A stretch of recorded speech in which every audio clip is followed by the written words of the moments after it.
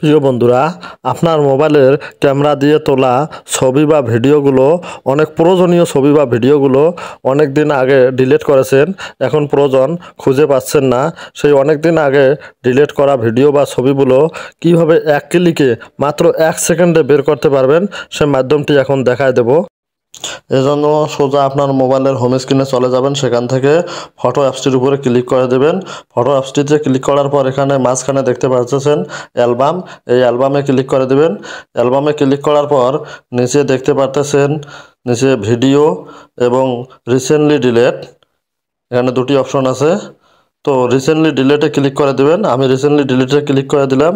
Recently ডিলেটে click করার পর এরকম আপনার ইতিপূর্বে যত ভিডিও বা ফটো ডিলিট করা হয়েছে সব ভিডিও বা ফটো এখানে শো করবে। আপনি আপনারা প্রয়োজন মতো যে ভিডিও বা ফটোটির প্রয়োজন সেটা এখান থেকে বেছে নিতে পারবেন। ধন্যবাদ।